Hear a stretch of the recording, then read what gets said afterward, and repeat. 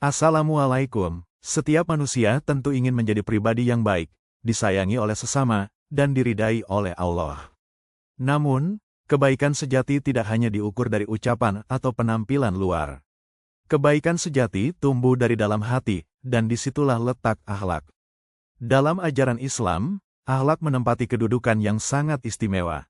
Nabi Muhammad diutus ke dunia bukan hanya untuk menyampaikan wahyu, tetapi juga untuk menyempurnakan akhlak manusia. Karena tanpa akhlak, ibadah dan ilmu agama bisa kehilangan maknanya. Akhlak sendiri adalah sifat yang tertanam dalam diri seseorang, yang membuatnya terbiasa melakukan kebaikan tanpa perlu berpikir panjang.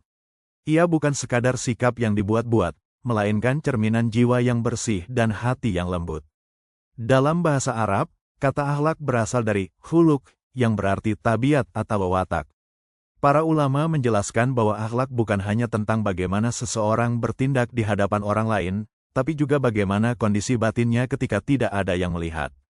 Imam Al-Ghazali pernah mengatakan, akhlak adalah sifat yang menetap dalam jiwa dan membuat seseorang berbuat baik secara spontan, tanpa paksaan.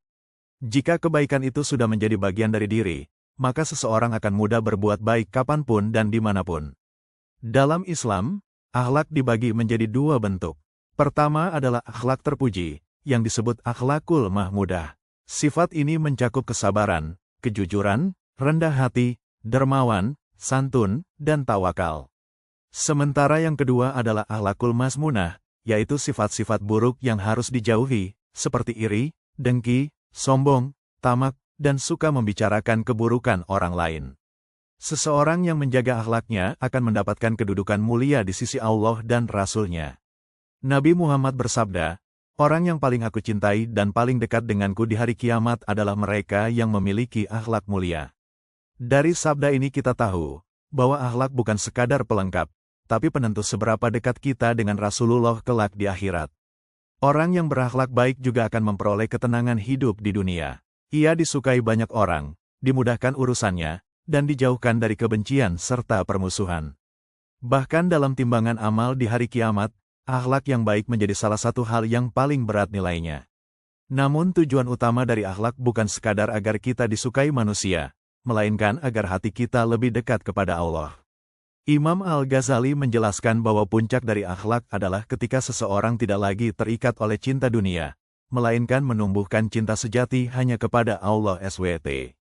Untuk membangun akhlak yang baik, kita bisa memulainya dari hal-hal sederhana. Menjaga lisan agar tidak menyakiti, menolong sesama dengan tulus, menutup aib orang lain, bersikap jujur, dan menahan diri dari iri, dengki, serta kesombongan. Langkah-langkah kecil ini jika dilakukan dengan ikhlas akan membentuk pribadi yang berakhlak mulia. Pada akhirnya, akhlak adalah cermin dari keimanan. Semakin baik akhlak seseorang, semakin kuat pula imannya. Karena itu, marilah kita belajar meneladani akhlak Nabi Muhammad, memperbaiki diri setiap hari, dan menjadikan akhlak sebagai dasar dalam setiap langkah hidup kita. Wallahu a'lam. Sampai jumpa di video berikutnya.